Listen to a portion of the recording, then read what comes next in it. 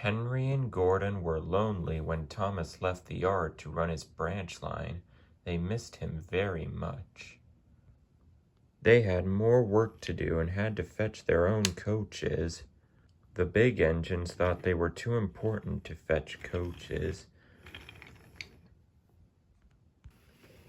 James grumbled too. "We get no rest, we get no rest," they all complained. But the coaches only laughed. "You're lazy and slack, you're lazy and slack," they answered. Altogether, the engines were causing Sir Topham Hatt a great deal of trouble. The big stations at both ends of the line each have a turntable. Sir Topham Hatt had made them so that the tender engines can be turned around, because it is dangerous for them to go fast backwards. Little tank engines like Thomas don't need turntables. They can go just as well backwards as forwards. But to hear Gordon talk, you would have thought Sir Topham Hatt had given him a tender just to show how important he was. "You don't understand, little Thomas. We tender engines have a position to keep up. It doesn't matter where you go, but we are important.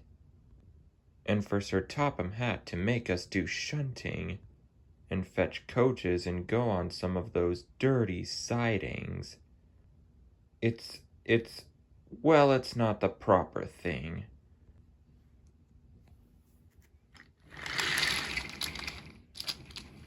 Thomas chuckled and went off with Annie and Clarabelle. "Disgraceful," Gordon hissed as he ran backwards to the turntable. The turntable was in a windy place close to the sea, and if he was not on it just right, he would put it out of balance and made it difficult to turn.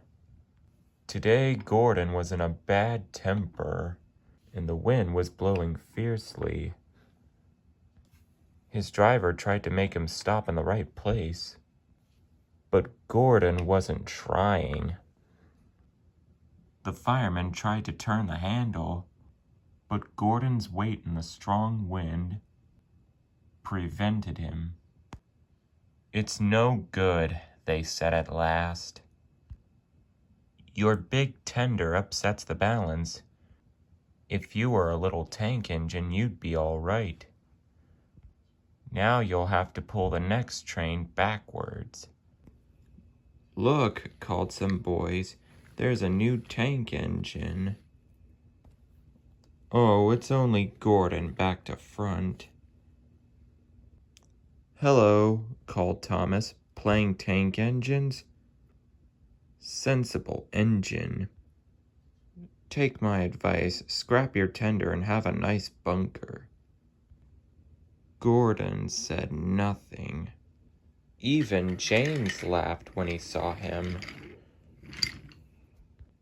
"Take care," hissed Gordon. "You might stick too." "No fear," chuckled James. "I'm not so fat as you." "I mustn't stick," thought James. He stopped on just the right place to balance the table. It could now swing easily. Gordon arrived in time to see everything. James turned much too easily. The wind puffed him round like a top. He couldn't stop.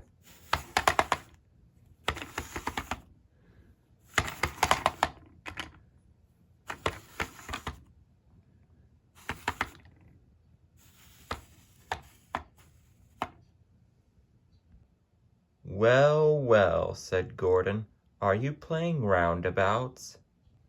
Poor James, feeling quite giddy, rolled off to the shed without a word.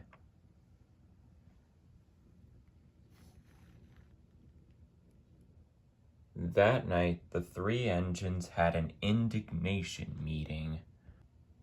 It's shameful to treat tender engines like this. Henry gets hooshed by elephants, Gordon has to go backwards, and people thinks he's a tank engine. James spins round like a top, and everyone laughs at us. And, to add to that, Sir Topham Hatt makes us all shunt in dirty sidings. Ugh! Listen, said Gordon. He whispered something to the others. We'll do it tomorrow.